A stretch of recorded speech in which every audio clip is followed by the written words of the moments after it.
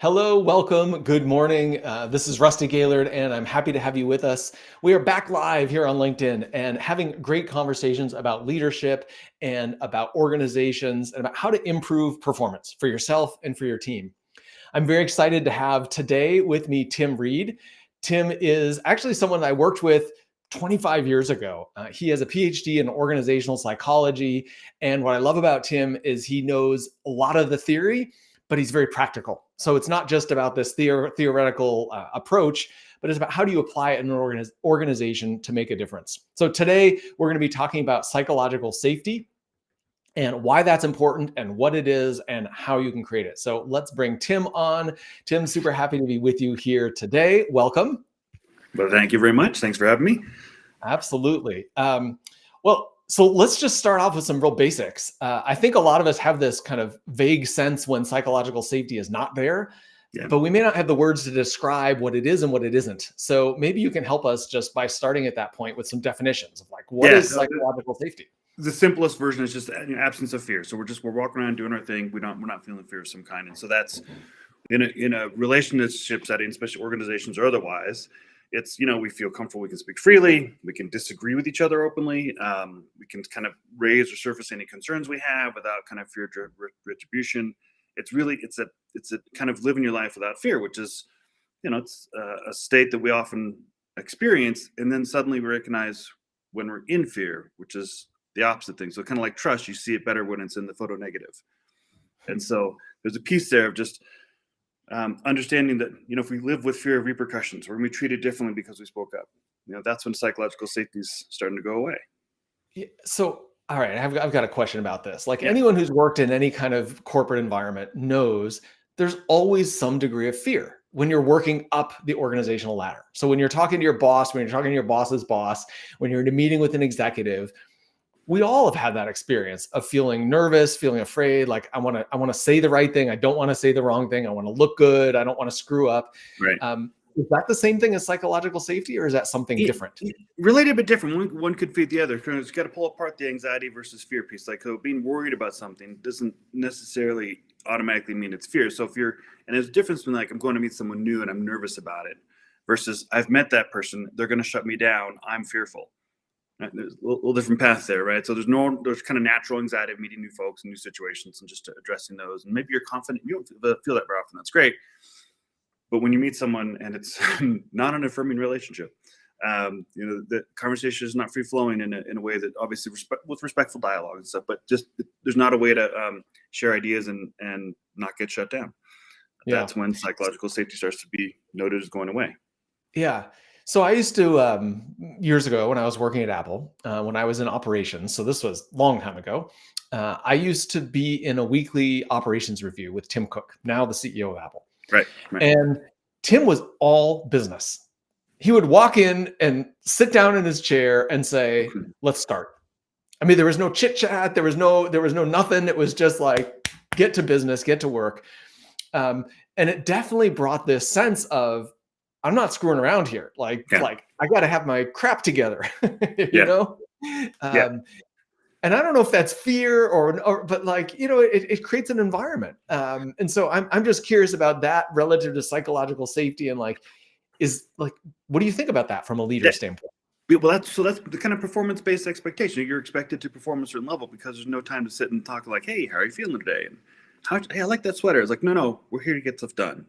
And if you're not here to do that, you need to get out. Which again could be related. It's all about kind of the nuance of how it's handled, right? So if he was in the business of shutting people down, which I suspect he's not, that meeting would be not as free flowing. It wouldn't be as there wouldn't be as many kind of just creative thinking on decisions and like, hey, if a problem comes up, how do we solve for it? Like psychological safety undermines all these things that we think are good at work in some form or another, and it's kind of the four pillars in psych safety kind of goes like, are we included in this group or not? Or can I learn freely? Is it safe to learn new things and not be kind of chastised for it? Can I contribute? And that's where the media, can I contribute and can I challenge? That's kind of the last two pillars. Those two things where they're fundamental to making good decisions, teams operating with efficiency. In this meeting, sounds like efficiency was the rule of the day. And if you're, inhibited by this sense of fear because it's not a great place to share your thoughts and feelings, or maybe more thought specifically on this kind of operation side, it's going to shut it down. So, all right, I want to go back to those four pillars. I got Yeah. included, contribute, and challenge, but I missed one somewhere. Learning, because it's safe to learn. So learning new things. Can I be a student? Can I? Because when you're learning stuff, you make mistakes. Like, yeah, I think psychological safety means it's all about how we hold hands. No, that's not right. But there's more to it, right? So kind of exploring a concept and being able to explore it in a way that's you're not going to get made fun of. Yeah, yeah. One of and this is this little bit, I think this gets back to me and how I was raised and kind of my approach to life. But one of the things I believe is that a lot of this starts with the employee rather than the employer. Right. Some people expect this environment to be provided for them, which is nurturing and supportive and all of this, and to make them feel safe. And I'm a believer that you can't make anyone feel safe. You can have a positive environment, but it's each person's responsibility to find a place of safety in themselves and to be able to operate from that place. Yeah. And I'm curious about your thoughts on how the environment interacts with the personal accountability. Well, there's a ton of guidance out there for managers and leaders on how do you enable or affirm a psychologically safe environment. Things like setting clear expectations, kind of encouraging questions, and modeling kind of vulnerability. Providing some sort of regular ongoing feedback process. But flip that on its head. What if the employee was the one who was setting clear expectations with their boss? What if the direct report was the one who was encouraging questions? Really kind of taking all that same advice and really taking responsibility for setting the tone of psychological safety. Now, the difference here is that one person might be great at enabling and supporting psychological safety, the other one's not. And so it doesn't mean that it's a dead-end street. It just means they're going to be slower to getting there if that's something they're capable of. And not everyone's capable because of that, because what they bring in their history that's out of our control. Yeah. I love that. I love that idea that the employee can bring and take the initiative in creating psychological safety. It's actually reminds me of a conversation I had with one of my clients yesterday, which was this idea that your job is not necessarily to please your boss and do everything your boss says and assume that your boss is right and all of that. The more you can take the approach of you and your boss are partners, you're equals, you're working together to solve a common business problem. Right. And you can approach it from that mindset, the more that you're going to bring your own ideas, you're going to be in effective dialogue and conversation together. And it's a little bit like, to me, it's the connection is to what you just said, is the employee can bring the desire to the table and say, well, I want to be open to questions and I want feedback and I want to have a learning environment. I want to contribute and can really lead and drive that type of engagement together. Yeah. There is a dynamic that goes with it where there's a study came out this year from Harvard Business Review that where psychological safety for employees comes out, it's the highest rating. And at the 3 to 5 year mark, at its lowest, it grows back over time. It happens, over 20 years. So the psychological safety drops off. So where's our turnover rate for younger generation? 2 to 4 years, somewhere like the people like, hey man, this is not a great place I could go. And so the feedback, though, is it can grow back, which means it's possible. The time it takes to grow back, that's too long. That means all parties should be taking time to enable this process. So I'm curious, was there any finding in that article that spoke to what contributes to that drop off? If it starts high and then it decreases over time, why? Do you know? Full disclosure, I read this, maybe a couple months ago. So I'm like, that's a great question. But what I recall was really this commentary on the amount of time it took. And then here's some things to help kind of enable it and do better at it. But it wasn't a causal study per se, but just noting that the drop and speculated on, the things that we're talking about today. Yeah. Yeah, it's interesting. I mean, I suspect that some of that anyway, obviously I haven't done the study or haven't read the article you mentioned, but I suspect that a part of that is due to the way we interpret events and situations that happen at work. Because there's always crap that happens at work. I mean, it's just like, that's just part of working with people, right? There's misunderstandings. There's someone has a bad day and says something in kind of like a short or a sharp way. And we might interpret that, and we might therefore feel some of that fear and say, oh my gosh, maybe it's not safe for me to bring my best opinion. But Yeah. it could have been just one event or one day. And then 6 months later, there's another one of those events. And it's this culmination of these things. And if you allow yourself to go down that path, you will find, in fact, oh, it's not psychologically safe. Yeah. And it goes both ways, right? So there's, I'll pick on, managers. Like, managers have bad days too. And so maybe they're not able to listen to good questions. They're not able to hear the challenges because their spouse said they're not happy with them that morning. Like, there are all kinds of stuff that's going on that's way out of our scope of view and perspective that, but what happens, what matters is the next day and the next day and the next day and the continued pattern of behavior, so that we recognize when someone's having a bad day. We recognize when they're not as attentive. And so that, goes back to the daily behaviors. Yeah, and to me, this gets to one of the things that I talk to my clients about is a willingness to narrate some of the things that are going on around the issue itself. So many of us just go right to the issue and say, "Hey, we're going to talk specifically about this work issue." Yep. But sometimes it's the stuff around the issue that gets in the way, which is, "Hey, I've got an idea." Tim, I want to give you some feedback on this project, but man, I'm afraid you're not going to take it well because it's this, it's like your last project got canceled and maybe you're sensitive to this. And so I've got some feedback, but man, I'm afraid you're going to get really pissed at me. And so maybe I'm not going to say it. That's the stuff around the issue. And so you never get to the issue itself because you don't address the thing around it. Yeah, true. And it's one of the things I think is so important that I help my clients do. Is like, look, it's super critical that you address the issue, but you'll never get there if you don't talk about the stuff around the issue first. So provide the context. Like, hey, Tim, like, I want to offer you some feedback, but I'm also a little bit nervous that you're going to take it the wrong way. So before I start, I just want to just be clear. I'm offering this feedback because I want you to be successful. I want this project to be successful. I have an idea that I want to share. It's a little bit different from what you're doing. And I just want to make sure that we're on the same page, that we are on the same page. We're on the same team. We're trying to accomplish the same thing here. And so I just want to see if this is a good time that I can share some feedback with you. Yep. So talking about that stuff around the issue before you go right to it. And in the example you gave about the manager having a bad day, that's great. You can go back the next day and say, hey, I was having kind of a bit rough day yesterday, and I'm sorry, I wasn't really receptive to what you had to say. That had nothing to do with you. It was just some personal thing that was going on in my day. But I am interested in your feedback. So can we sit down and have that conversation again? Yep. Yeah, spot on. Yeah. And it could even be like, hey, it seemed like you're off yesterday. You doing okay? Like, just a way to try to connect, to set up the conversation you have that is a little bit more safe, ultimately leading to a little bit more trusting. Right. Yeah, I think that this, oftentimes I think that the stuff that's not said is the most important thing that needs to be said. Yeah. And it's finding a way into that conversation. And I think that's what the psychological safety thing is, because there's always some risk, right? Whenever I'm putting myself out there in a vulnerable way, and that could be not vulnerable like I'm going to share some real deep personal truth about myself, but it could be vulnerable of, I've got this idea, but I'm a little unsure of how it's going to land. It's a little bit different from maybe what we've done before, but I think it could work in this situation. Sharing that idea could feel vulnerable. Yeah. And finding a way to bring that to the table, to me, that's where psychological safety kicks in, because it just makes the communication work.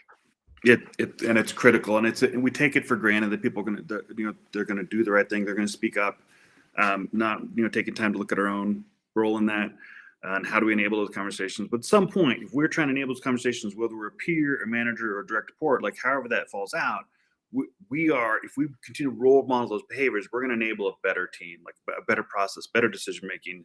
People feeling like they had a chance to speak up, whether their idea was taken or not, sometimes may not matter as much. They just happen to be a part of and speak up.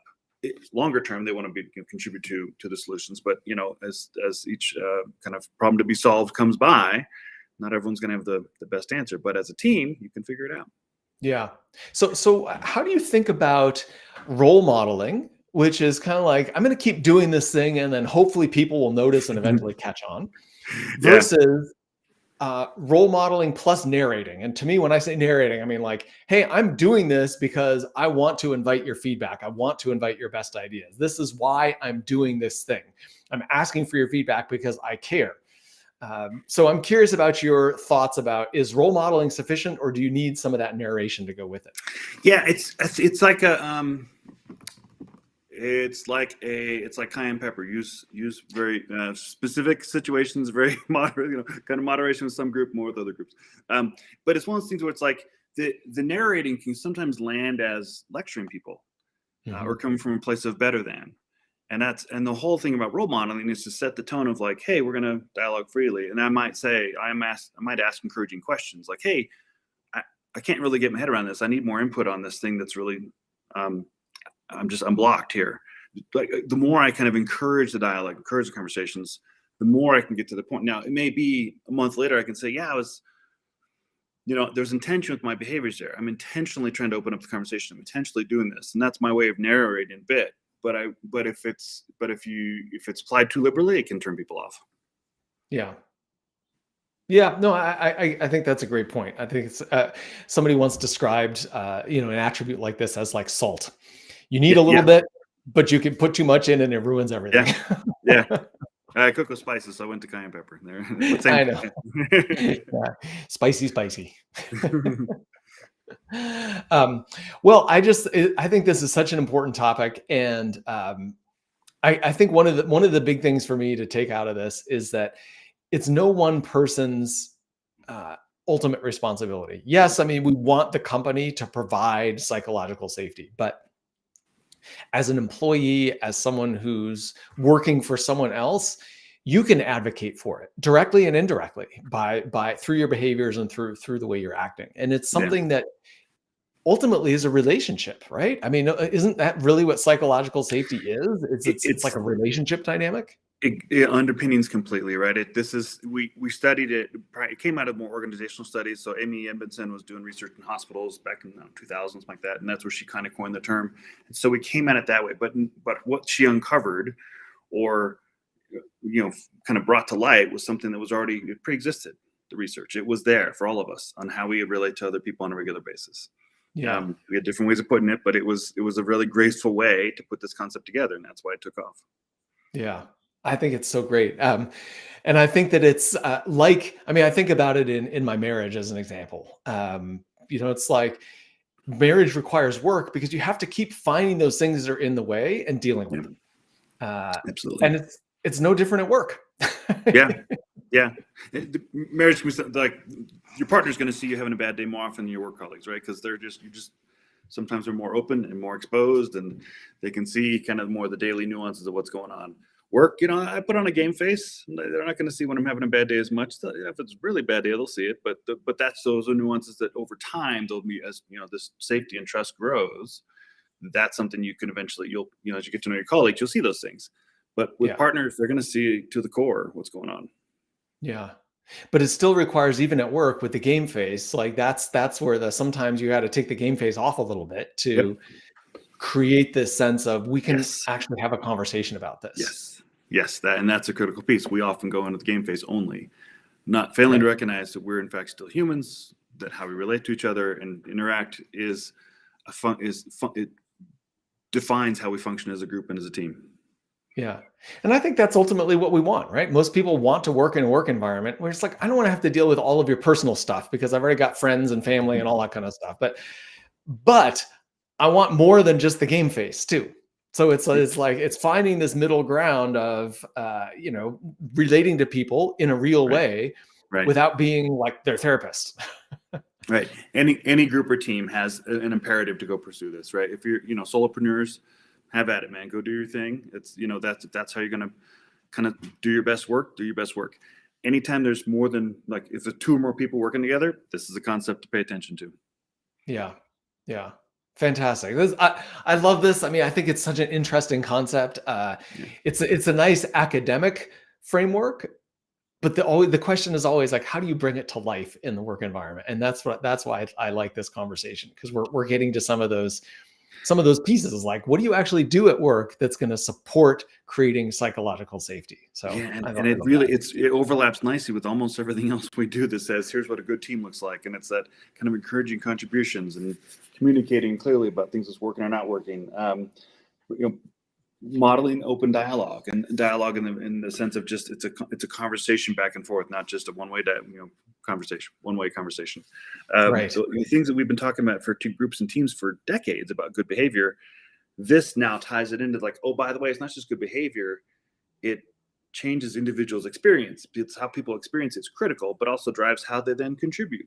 So it's just it's a super graceful concept. Yeah. Yeah. Fantastic. Tim, thank you so much for joining for this Thank you, Rusty. conversation. I just think this is it's a rich topic because it gets to interpersonal relationship at work. And that's what work is Huge. about. Absolutely. Absolutely. Yeah. Thank you so much for having me.